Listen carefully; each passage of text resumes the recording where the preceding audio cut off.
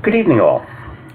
The title of this masterpiece, hopefully it's a masterpiece, is "The U.S. Army Lost Me and My Service Records, and the Veterans Administration Could Give a Crap Less." Long title, but you'll see why. My style has always been to get to the point. Say what you need to say, and let's move on. My sincere hope is someone with some power and interest will hear this masterpiece and guide me towards some resolution. Perhaps you think the title of this piece is questionable, less than gentlemanly, and perhaps politically incorrect. The purpose of this piece is to share some reality with respect to how our military, specifically the U.S. Army, respects and cares for one of its own veterans, and that person would be me. The Veterans Administration itself, with its blind eyes and deaf ears, as well as the civilian employees that work for both. At the end of the proverbial day, my feeling is, put them all into a large pot, add water, and cook until done.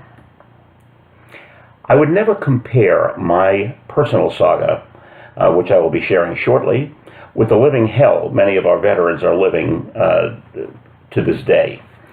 Veterans sleeping in streets, under highway overpasses, in homeless shelters, and living from one pill to the next, one drink to the next, or one hypodermic needle to the next, just to survive. Think about Lieutenant Dan from Forrest Gump. Our Veterans Administration has oodles of money for thick carpeting in executive offices, the finest of the fine office furniture, first-class air travel for execs, and let's not forget those expensive escorts, no, hookers.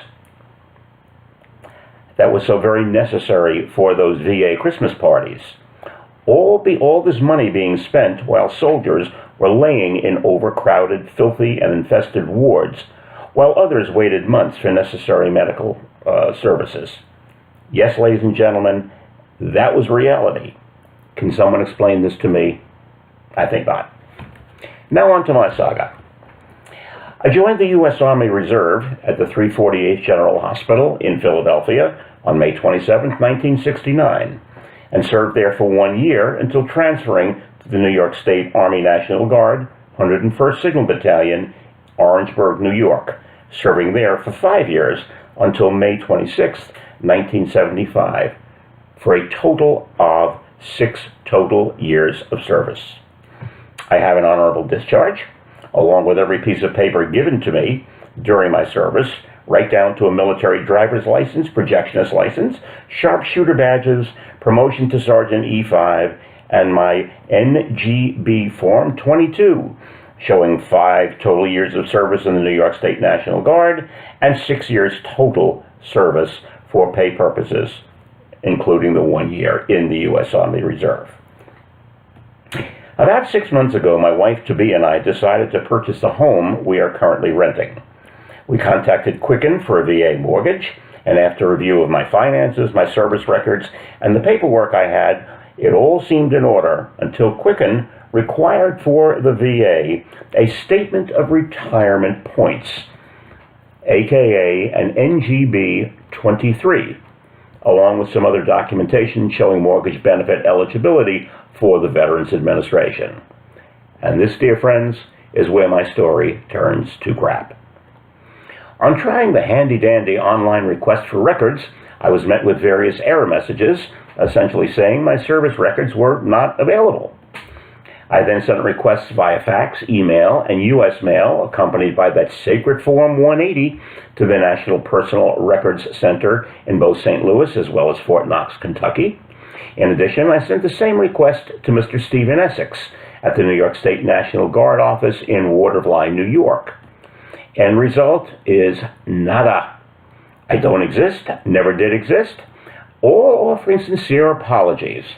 Mr. Essex, believe it or not, is the only contact within New York State for these National Guard's records.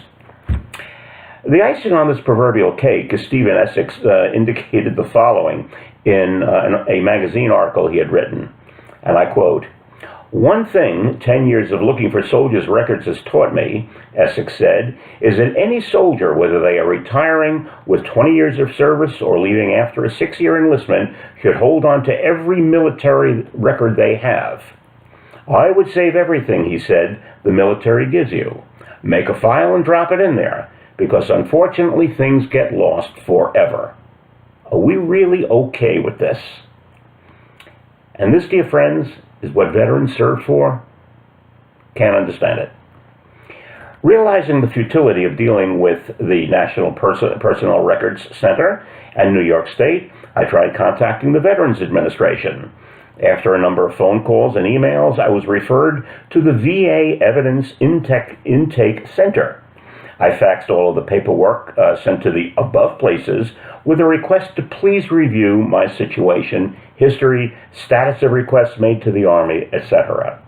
I received an acknowledgement of receipt from the VA about 5 weeks ago, and nothing since.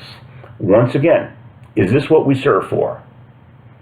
Perhaps there is someone out there in Cyberland who will hear what I have to say and provide some guidance.